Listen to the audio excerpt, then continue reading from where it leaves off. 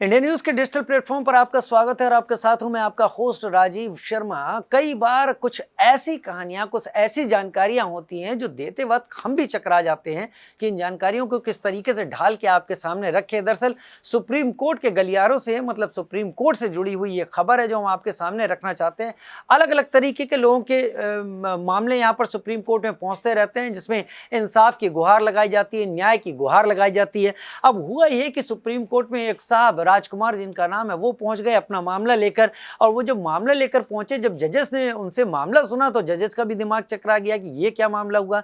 दरअसल वो साहब पहुंचे थे सुप्रीम कोर्ट में मामला लेकर डार्विन और आइंस्टीन के दिए गए सिद्धांतों को गलत ठहराने को लेकर। और उनका ये कहना था कि ये सब गलत हमें पढ़ाया गया है, इस पर कोई कदम उठाया जाना चाहिए। और इसके ऊपर उन्होंने सवाल रखे सुप्रीम कोर्ट के सामने। अब जजेस तो कई बार एक दूसरे को देख रहे थे, कई बार याचिकाकर्ता को देख रहे थे। पूछा कि भाई आप कौन, तो पता चला कि साइंस के स्टूडेंट रहे हैं। और उनका कहना है कि डार्विन का जो विकासवाद की सिद्धांत है, जिसमें उन्होंने कहा था सर्वाइवल ऑफ द फिटेस्ट, और साथ में आइंस्टीन ने जो समीकरण दिए थे E=mc², ये सारी इन चीजों को लेकर उन्होंने कहा कि हमको जब पढ़ाए गए तब कहा गया था इसी पे आधारित साइंस है। अब कहा जा रहा है कि इसमें कई फेरबदल हैं, लिहाजा ये चीजें गलत थी और इसके ऊपर सुप्रीम कोर्ट कोई कदम उठाए।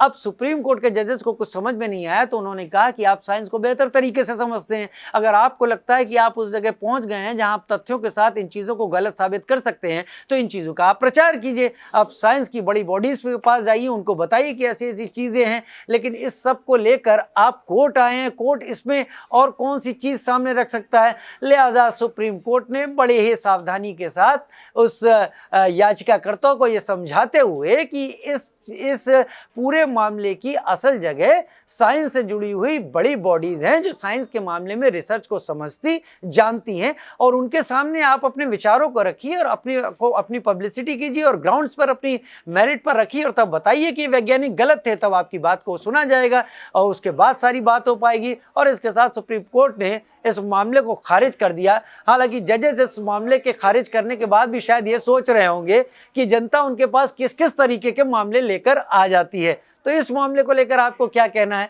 क्या आपने सुप्रीम कोर्ट से जुड़ा है, अदालतों से जुड़ा और कोई ऐसा मामला सुना है जहां पर आपको भी लगा हो भाई ये तो हद ही हो गई? तो जरूर उसको कमेंट सेक्शन में लिखकर बताइएगा। फिलहाल इस वीडियो में इतना ही। नमस्कार।